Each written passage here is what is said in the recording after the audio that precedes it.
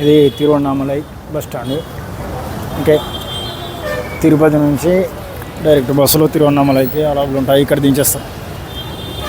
దించేసినాక ఈ bus stand నుంచి బయటకు వెళ్తే మనకు ఇది కనిపిస్తుంది కదా, ఇది కొండ. ఈ తిరువన్నామలై కొండను మనం గిరిప్రదక్షిణ వేస్తామంటే ఇదే కొండకి వేస్తాం. కొండ మీద మేఘాలు ప్రస్తుతం కొండ పైనే ఉన్నట్టున్నాయి. ఈరోజు వర్షం పడింది. సరే జూమ్ చేసి చూపిస్తున్నాను, చూడండి. ఈరోజు వర్షం పడింది. అండ్ సాధారణ సమయాల్లో కూడా ఈ కొండ పైన ఎప్పుడు ఒక మేఘం ఉంటుంది. ఎప్పుడు మేఘం ఉంటుంది.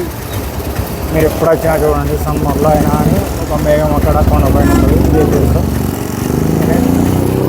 బస్ స్టాండ్ నుంచి బయటకు వెళ్ళగానే ఇప్పుడు ఈ కొండ మీద ఈ కొండ ఇదే రోడ్డు.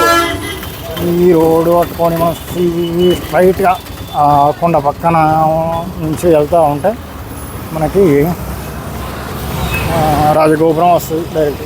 లేదంటే ఈ ఆటోలు ఉంటాయి. ఇక్కడికి ఈ ఆటోలు ఒక మనిషికి 20 రూపాయలు తీసుకుంటారు షేరింగ్ అయితే. లేదు సెపరేట్ కావాలంటే 100 రూపాయలు తీసుకుంటారు. నమస్తే. ఓకే, తిరువన్నామలై వచ్చే వాళ్ళందరూ కూడా తిరుపతి నుంచి డైరెక్ట్ బస్సులు ఉంటాయి. ప్రతి ఏడాది ఒక బస్సు ఉంటుంది. అయితే తమిళనాడు వాళ్ళ బస్సులు ఎక్కితే మీకు తక్కువ రేటు ఉంటుంది, అందుబాటులో ఉంటుంది బస్సు. ఓకే, తమిళనాడు వాళ్ళ బస్సులు ఎక్కండి, తక్కువ రేటు ఉంటుంది. ఏపీఎస్ఆర్టీసీలో కొద్దిగా ఎక్కువ ఉంటాయి. ఓకేనా? Okay, thank you. ఇక రాజగోపురానికి తీసుకెళ్ళాక నేను మళ్ళీ వీడియో చేస్తాను. దయచేసి నా ఛానల్ సబ్స్క్రైబ్ చేయండి.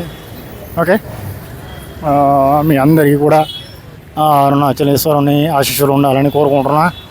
ఆయన మిమ్మల్ని అందరినీ సలహా ఇవ్వాలని కోరుకుంటున్నా. నా ఛానల్ సబ్స్క్రైబ్ చేయండి.